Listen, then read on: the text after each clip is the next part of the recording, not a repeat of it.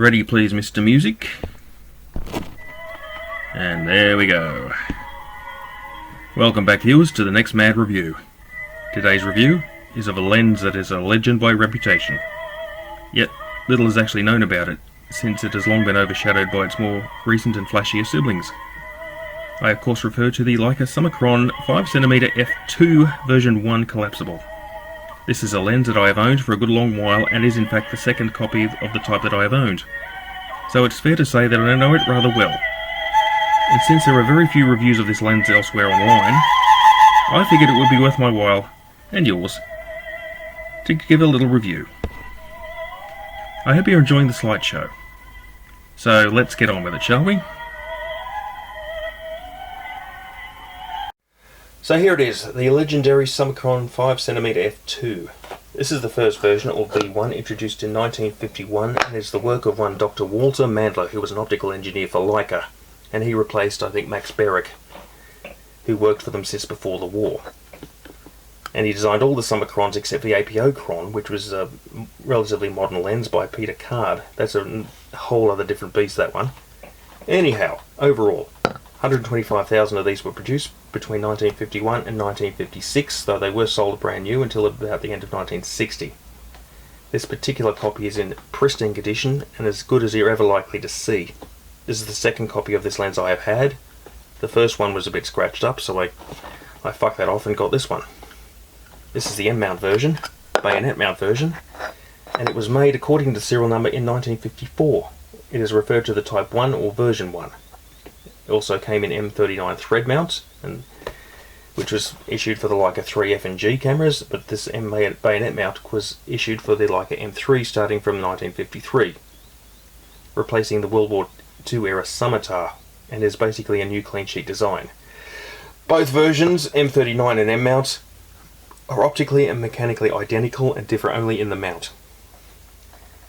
In fact, the Summicron is a very small and compact lens, especially when collapsed, which you do like so. Twist clockwise, well, anti-clockwise, and push it in. So there you go. It's so very compact. In fact, it's the same dimensions compact as the 35 Summicron is not. Out we come again. It has a 39mm filter thread, which has been the standard for Leica lens glass since about the late Cretaceous. 7 elements in 6 groups, and sports a 10-bladed circular aperture which is absolutely smooth and round all the way through. But be very careful, that has a tendency to bind up, and I just got this one back from getting repaired. And cross fingers, hope it doesn't break again. It weighs about 233 grams. It's very, very heavy and dense for its size because it's all brass. Now, it has click stops which are fairly indistinct compared to modern glass, and you notice very clearly that as you stop down, the f-stops so get closer together. It's not even like newer lenses. I'm just not evenly spaced like other lenses. But hey, it's from the 50s, so we'll give it a break, huh? The focusing helicoils, if properly lubricated, of course, rotate smoothly and are well damped. But the focus throw was kind of long, so 180, I think about 180 degrees fully between maximum and minimum focusing, which is rather long. And the minimum focusing distance is about 1 meter, so you won't be doing any macro shots with it. And it's not a bokeh lens because you need to get closer for that. Now, all Summicrons are very popular and therefore expensive. Even this one, the first one, still costs you about $1,1200 for a decent copy. I think this one cost me about I don't remember what it cost me. It was $850. It was a few years ago, so they've gone up since then. Hey, Leica glass only goes up, so it's a great investment. I think I might fuck this one off eventually. It has a smooth and subtle rendition, especially in the black and white tones, which gives it a unique three-dimensional pop, and this grabs you by the lapels and screams, "Look at me!" And it makes even the most mundane of subjects seem profound and artistic, as you saw in my slideshow at the beginning of the video. This, I think, is the famous Leica look, and even at f2 this lens is sharp. Sharp right across the frame, although slightly less so in the corners due to field curvature. And the transition of the subject in the plane of focus is very smooth, so although bokeh can be a tad busy, it's not a like I said, it's not a bokeh lens. You don't shoot, usually shoot it top down and you try to get sharpness right across the frame. Now it sounds good, right? But I should make you aware that there are several issues to look out for when shopping for a copy of this lens, not the least of which is the front element, which is literally as soft as chalk, and an awful lot of these have been damaged by careless cleaning over the years. The rear elements tend to be okay, just you can lick your shirt and tail and go for it, I don't care. But if you find a clean one like this, just screw on the UV filter like this multi-coated heliopan and leave it the fuck alone. Just don't ever touch it. Trying to preserve enough of these lenses to go to the next generation so that I can enjoy vintage Leica glass, which is absolutely magical as far as I'm concerned and well worth the cost of admission, provided you find a good shootable example like this one. Now there's something else to note about those front four elements, but not the rear elements. They contain thorium-235, which in addition to softening the glass and making it soft as chalk, is mildly radioactive. It emits primarily alpha and beta particles, and a small amount of gamma. It's not enough to be dangerous or even kill the small bloom of fungus in the front elements, evidently. But it's enough you're not going to be sticking it up to your eyeball. Just keep it away from your eyeballs and don't put it next to your head when you're sleeping at night, so you'll be fine, don't be a little bitch. In addition, the whale oil lubricants used to lubricate the helicoils and aperture blades have a tendency to evaporate over time and condense on the inside of the lens, and it kind of leaves a thin haze which can be seen in bright sunlight or with a torch. This one's actually fairly clean, but awful lot of them don't pass the torch test. This one is kind of a tiny little bit. Most of them have a lot of them have a lot. So before you actually hand over your money to own one, do the torch test and check it out, otherwise hand it back. It's just not, yeah. Because don't wait, it's a lot of money to spend on a lens, and you want to make sure that you get a good lens for the money that you're shopping for.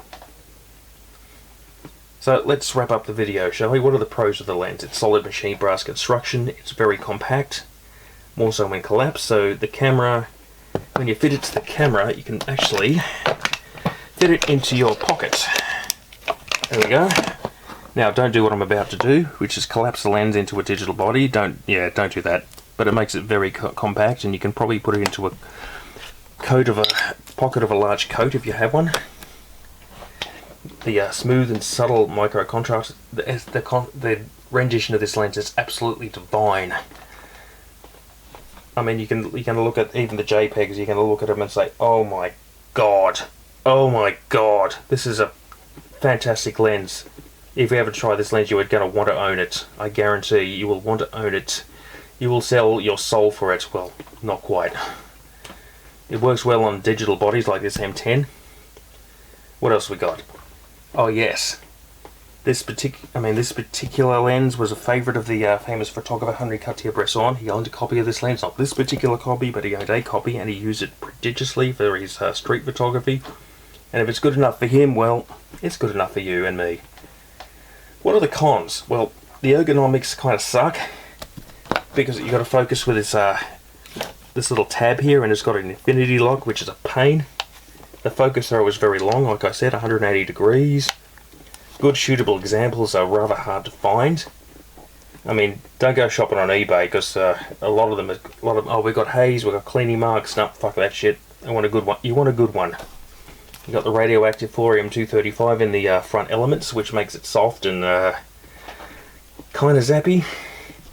The exposed, like I said, the exposed front elements damage so easily. Keep the filter on, don't ever take it off. Weld the damn filter on if you have to. And some of them have poor focus accuracy during the focus helicoils being slightly out of alignment, as this one is. Basically, I can't quite get infinity focus unless I dismount it and move it in slightly. And unfortunately, in order to keep it there, I'd have to Loctite it, which I'm not actually willing to do. So it kind of makes it a pain. So I'd either do that, or I have to focus through the live view function. Come on, live view. There we go. because it's not quite accuracy, but when you stop it down it's okay, but at f2 it's kind of a pain. Don't do that again. Trust me, don't do that, I'm an idiot. And there we go, there we have it, the Leica Summicron 5cm f2. For decades the Summicron has been considered the gold standard, the standard by which all other lenses are judged, as close to perfect as a standard lens can be. And though, due to the presence of a slight but noticeable barrel distortion in the version 1, the version 2 onward doesn't. And come to think of it, the 50mm 1.8 Nikkor doesn't have that either. I don't consider it to be quite as good as later generations of the Chron, but it is still a superb piece of glass and worth owning. This has been Madness to the Methods, and I am signing off now. So please remember to like, share, subscribe. You know, give me a thumbs up on the video. Come on, I do go to a bit of effort, even though I'm lazy, but there you go. Have a great day.